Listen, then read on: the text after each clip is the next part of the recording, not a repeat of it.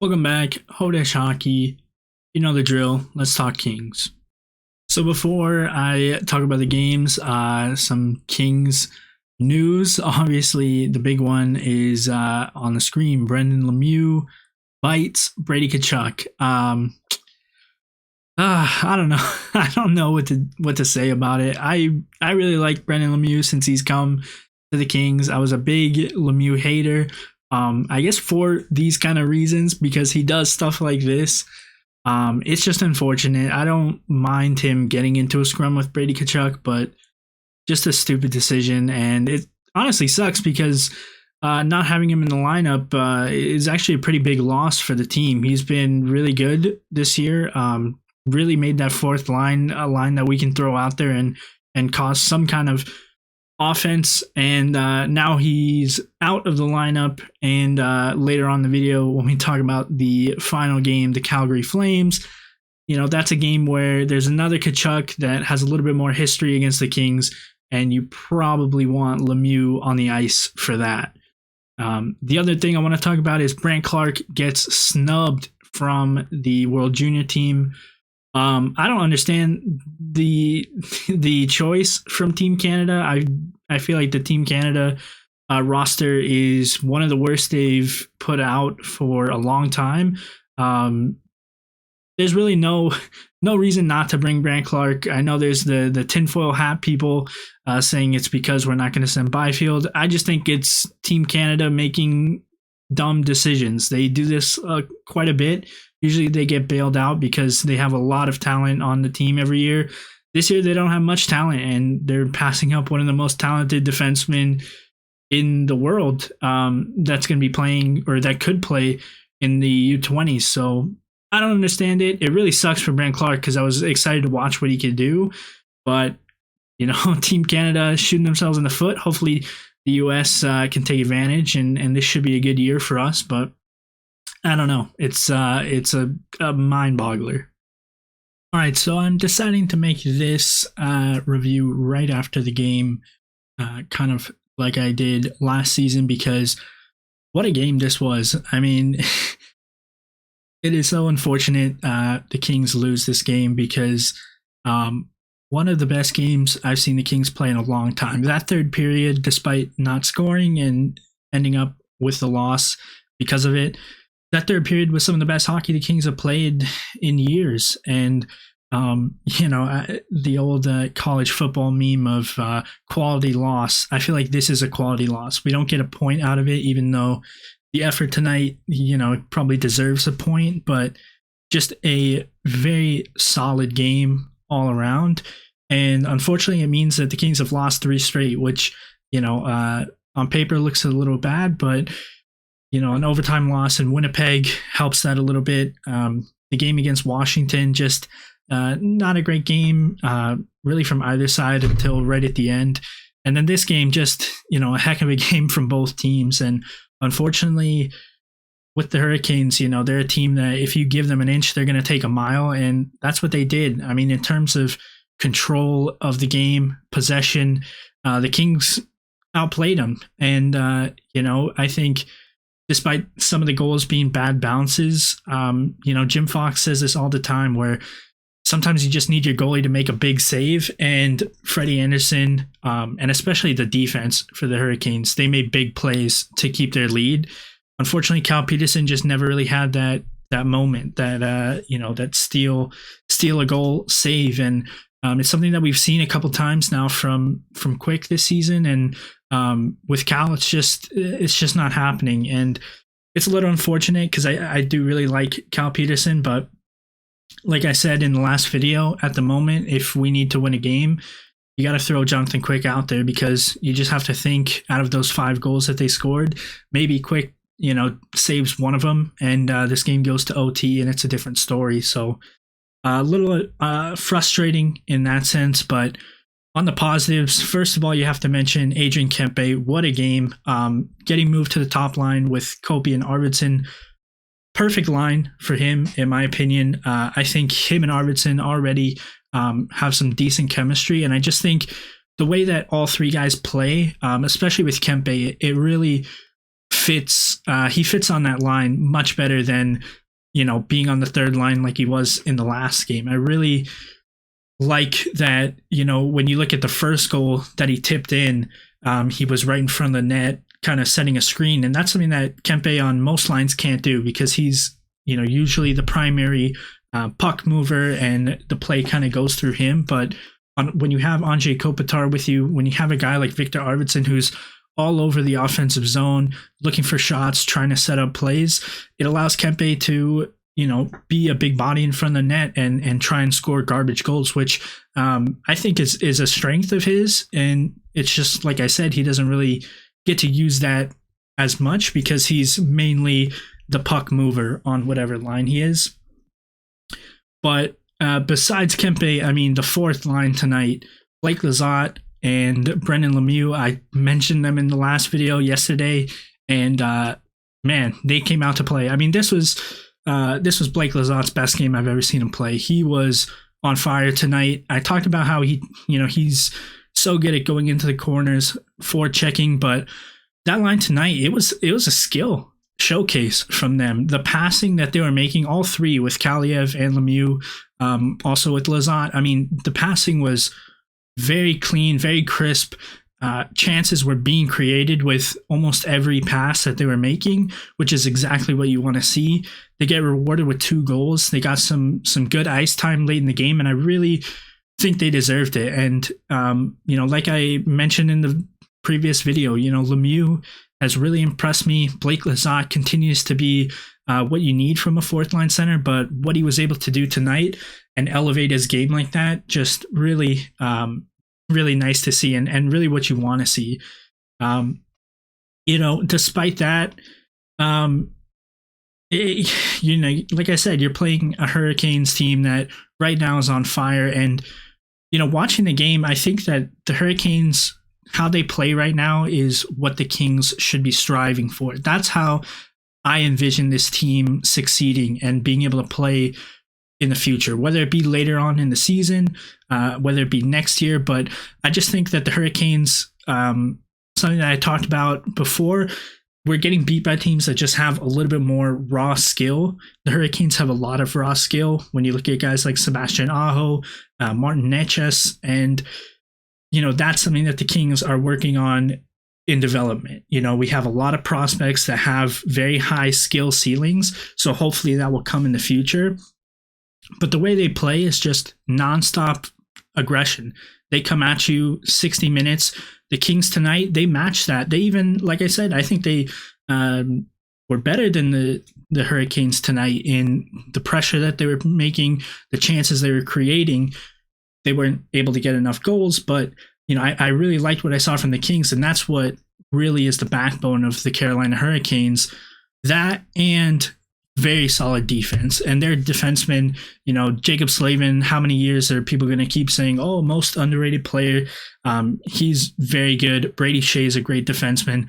They made plays tonight that saved the game. I mean, 2-3 diving stick saves to block cross crease passes that could have been a goal. That's where the Kings need to elevate their game a little bit more. I've been impressed with the defense, honestly. I talked about in the last video, I think a big reason that they went on that win streak was because of the defensive core and the really good goalie. But tonight it wasn't there. And I know that in the next game, Sean Durzee's most likely going to make his debut. Honestly, I'm not sure who he's going to take the place of. I know that everybody wants to, say Olli Maatta. I like what I've seen from Olli Maatta so far this year. I think people just continue to use him as the, as the whipping boy for all of our problems. But, honestly, if you're looking at objectively who has been the least impressive defenseman, I'd have to say it's Mikey Anderson right now. So maybe Mikey Anderson gets a little break, and we'll see what Sean Durzi can do. But I'm glad that Sean Durzi's going to get a chance. He's been lighting it up in the AHL. One of our few kind of NHL ready defensive prospects. So I think it's time for him to make his mark in the NHL. See what we have in him. But again, I'm not sure who you're going to take out because, like I said, I like what I've seen from Oli Mata. I really liked what I've seen from Cale Clegg. It could be Cale Clegg, and maybe you give Sean Dursey that power play one time because, honestly, if you're looking at a reason we lost tonight, it was the power play. 0 for 4 or for 5, maybe. It's just not good. And, I don't like to jump on, the hate bandwagons that you see online in Kings internet, but Marco Sturm gets a lot of hate and a lot of heat. I don't really talk about him that much, but something has to change with the power play. I think tonight our best chance on the power play was by using the bumper man in the middle. It set up a nice little tic-tac-toe that ended with a cross-crease pass from Arvidsson to Kempe, which Kempe missed. And the only reason that the bumper man was even used was because it was a loose puck. And so that's strategy right there. That's power play strategy, special teams, game play, game plan. And the Kings just don't have it.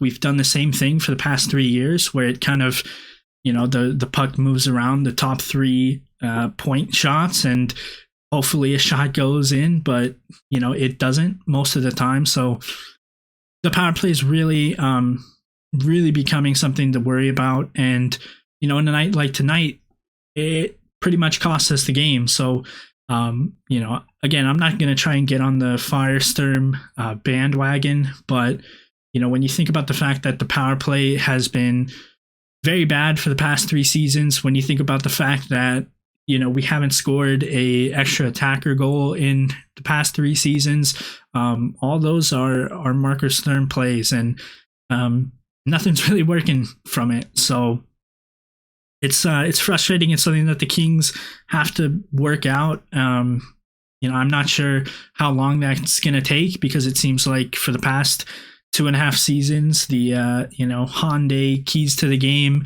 has been power play, and it continues to be ice cold. But hopefully in the future things will get a little bit better. Drew Doughty's back on the ice skating. When he comes back, that's definitely going to help the power play. And like I said, with Sean Dursey coming up, I'm sure he's going to get some power play time. So, I think something has to happen there. But other than that, I mean, the game tonight, it was really entertaining. Like I said, that third period, even though we didn't score, it was nice to watch. It was nice to watch this team continue to fight back. It's something I've talked about the entire year, where the mentality of this team is in a much better spot than it was last year. And the fact that we went down 4 times and were able to tie it up 4 times really shows that this team believes in themselves. And, it's just, you need a big save or you need a power play goal, and then this game might be a win, or at least you get a point out of it. Unfortunately, we don't get any points, but like I said, it's a quality loss to a very good team, and a team that, the Kings, I think, can strive to resemble a little bit. And the fact that they were able to match up with them tonight, match their speed, match their transitions, is a really good sign. And I just hope that the Kings can start turning these decent efforts back into wins, because, as I mentioned, 3 losses in a row, not ideal. But you can't complain too much because the 3 losses have been decent showings from the Kings every single time. I don't get it. I really don't get it. Toe-to-toe with the best team yesterday in the league, and Kings looked really good. We scored 4 goals. And then playing the worst team in the league tonight, we lose 2-1 in overtime. We get a point, which I want to say they deserve it for how well they played the first 2 periods, but I don't know what it is with bad goalies just being unstoppable against the Kings. It's hard to figure out if it's just the Kings have 0 scoring ability or what, if it's just a coincidence, but it's happened so many times throughout the past couple of years that it's just very frustrating.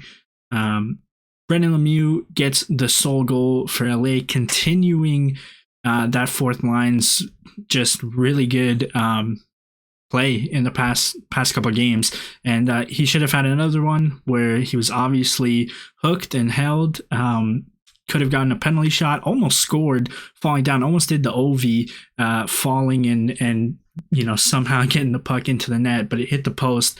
No call there. The refereeing was very, very bad tonight. Not that matters too much because the Kings weren't going to score a power play goal. That's why I think the only way we were going to get a goal off of that actually being a call was if it was a penalty shot.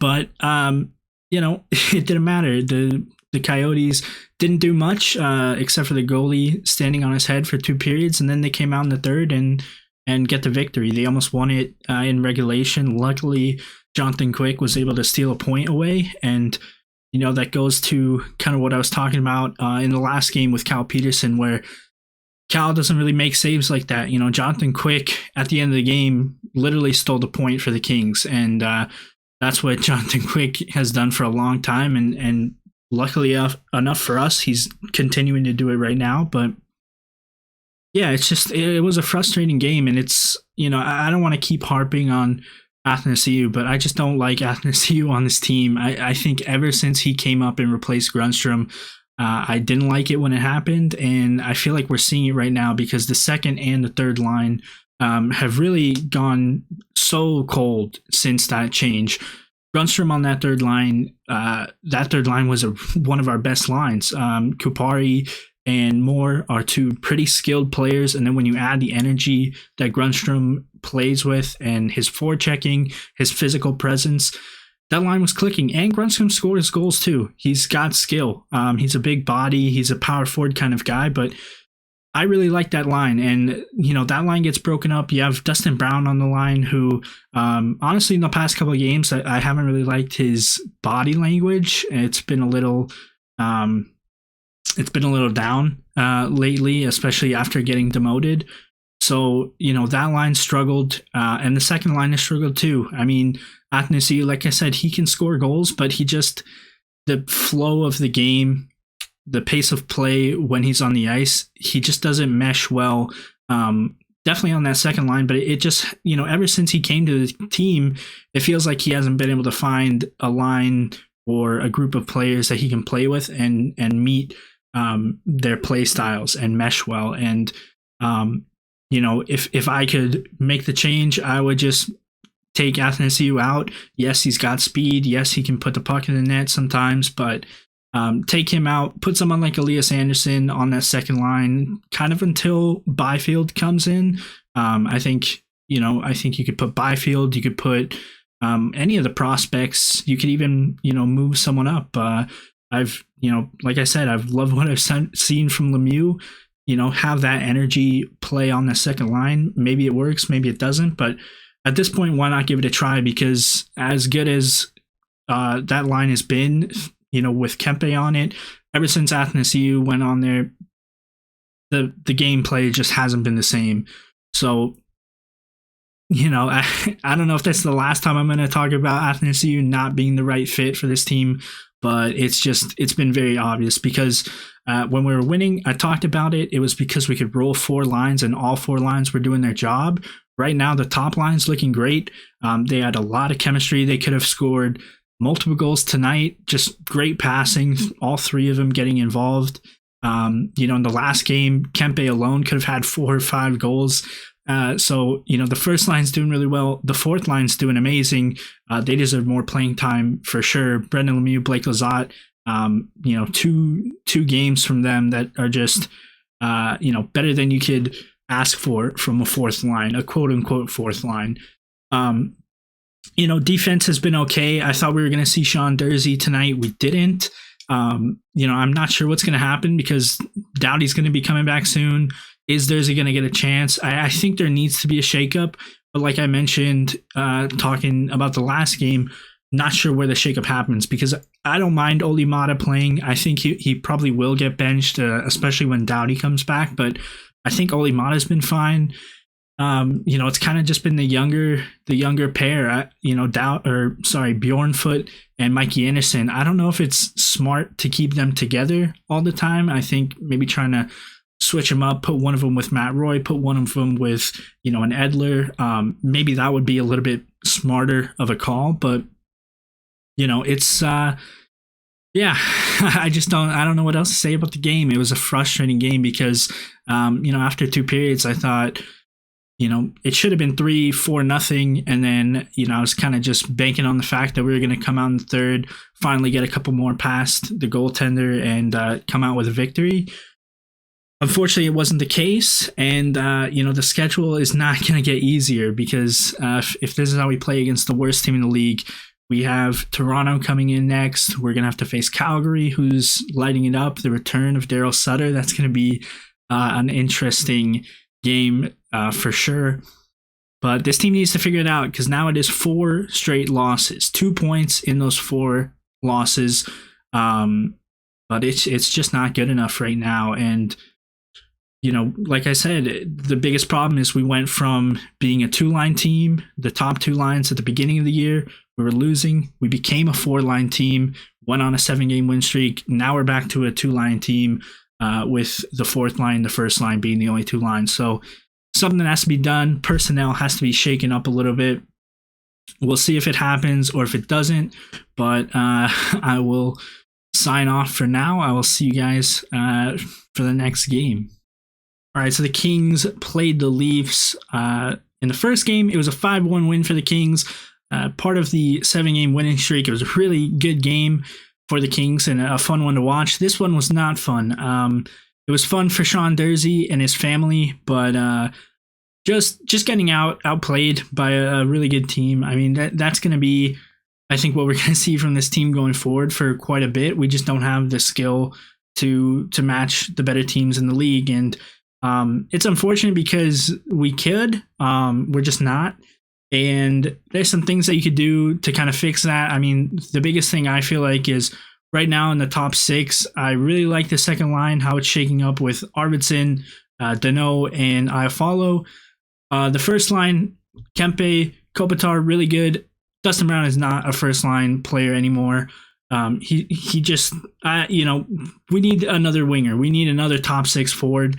I don't know if that's someone that we have in the system right now that can make the step. Maybe a Quinn Byfield, although you're going to want him playing at center. So I don't know, but it's something that needs to be fixed because we're just not going to be able to beat teams throwing out Dustin Brown for 18, 20 minutes a night. It's just not going to happen. Other than that, I mean, like I said, Sean Durzi, great debut for him, getting on the score sheet in a goal and an assist. Defensively, very shaky in the game. A couple of goals were his fault, but it's his first NHL game. You're going to expect that, especially against a team like Toronto that can beat you in a lot of ways. So, I think so far I've liked what I've seen from Sean Durzi. We're going to talk about it in the next couple games, but, I think he really adds that offensive spark that this team needs.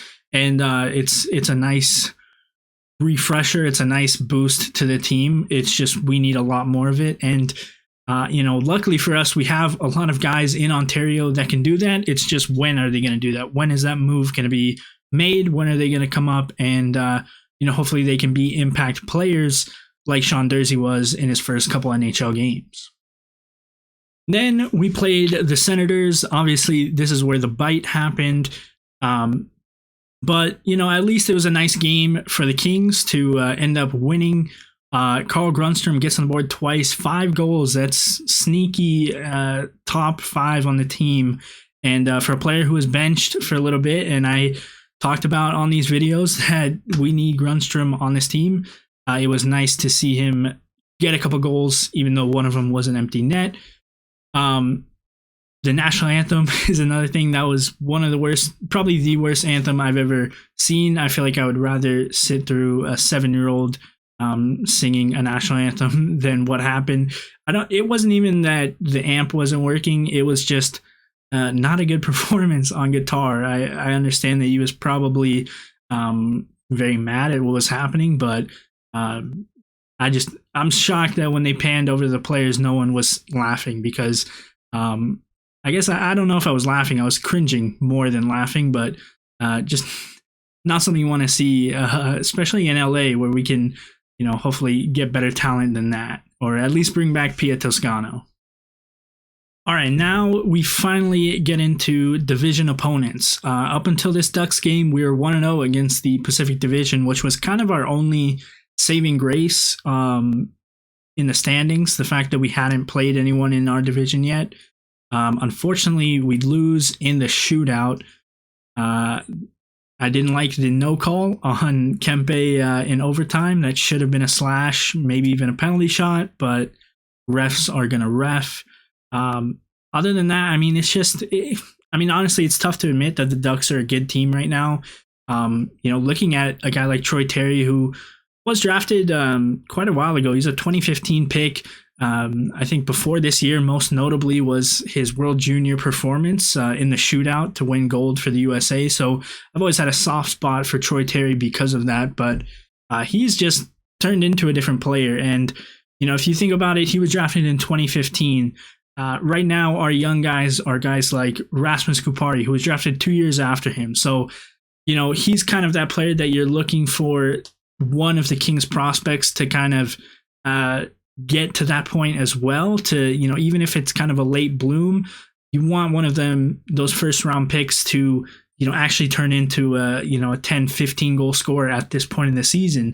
And the Kings just don't have that. And so, the Ducks were kind of in the same spot as us. And unfortunately, they've just been able to surpass us because their youngsters right now are doing damage. Trevor Zegras, again, another player who, it was a controversial, or I think it's a controversial thing to say, but, the Kings passed up on Trevor Zegras to go with Turcotte, and Turcotte's still in the AHL. He's had some injury problems. Trevor Zegras, he's in the NHL. He's making plays every time he steps on the ice. So, it's tough to watch because, I want us to be better than the Ducks. I feel like what the Ducks are doing right now is where the Kings should be. And, unfortunately, we're not. And we lose the game. We do get a point, which is nice. I did like the fight back. There was, a bunch of goals in very little time. Obviously, the high stick from Grundstrom didn't count, but that was, less than 30 seconds after the Kempe tip in.